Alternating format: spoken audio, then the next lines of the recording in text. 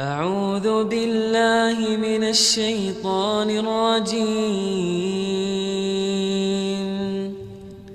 بسم الله الرحمن الرحيم.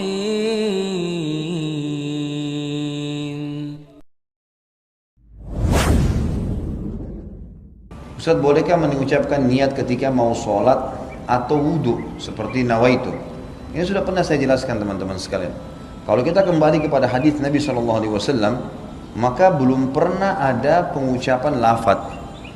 Tidak pernah ada satupun hadis Nabi SAW yang berbunyi nawaitu shoma ghadin, usolli fardhu salatid duhur, nawaitul wudu. Ini tidak pernah ada lafadz hadisnya.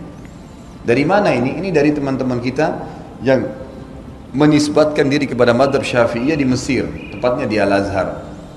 Disusunlah, mereka mengatakan niat itu harus supaya orang itu tidak lupa dan jelas dia ucapkan dengan lisannya. Lalu disusunlah niat-niat itu. Kalau mau sholat, sholli fardhu salatid duhur, nawaitu shoma ghadin untuk puasa, nawaitul wudu'a dan seterusnya. Ini semua disusun. Mereka pun mengatakan dalam buku-buku mereka, ini adalah niat pelengkap, bukan niat asas. Niat asas dalam hati. Kalau ada seseorang mengucapkan dengan lisannya nawaitu shoma ghadin usolli fardhu salatid duhur, tapi hatinya enggak niat sholat, enggak diterima. Tapi kalau ada orang niat dalam hatinya memang mau sholat duhur dan dia lupa ucapkan usolli fardhu salatid duhur, diterima sholatnya karena asas niat adalah hati. Ini pendapat yang menisbatkan diri kepada Syafi'iyah, adanya niat dengan lisan tapi itu pelengkap, bukan itu asas. Bukan itu asas, gitu kan. Kalau jumhur ulama, Imam Ahmad, Imam Malik, Imam Abu Hanifah mengatakan tidak ada niat kecuali dalam hati. Seperti contoh, Bapak Ibu tadi mau sholat Isya, begitu iqamah kita berdiri di shaf. Bukankah dalam hati kita sudah niat mau sholat Isya? Kan tidak mungkin sholat maghrib, nggak mungkin sholat subuh, nggak mungkin. Sama pada saat kita berdiri di shaf belakang jadi makmum, ada imam, kita di belakang, bukankah sesuatu niat jadi makmum? Bukankah tadi imam kita pada saat maju di tempat imamnya dia sudah niat mau jadi imam dalam hatinya?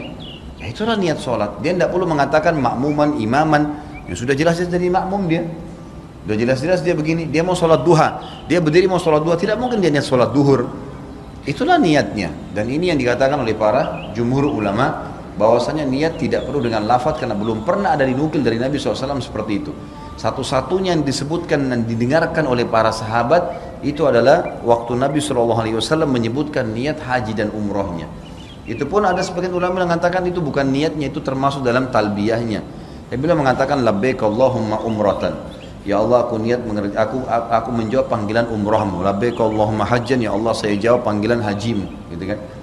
Jadi Allahu alam, yang saya melihat pribadi, saya melihat dari apa yang telah dituliskan para ulama ini, kita kembali kepada jumhur ulama yang mengatakan tidak ada lafadz niat, karena dalam pemahaman pun ini bukan dari Imam Syafi'i ya, dari pengikut Imam Syafi'i yang datang setelahnya ya.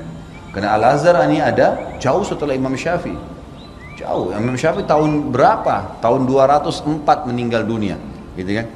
Sementara Al-Azhar ini ada tahun berapa gitu ya. Jadi sudah jauh.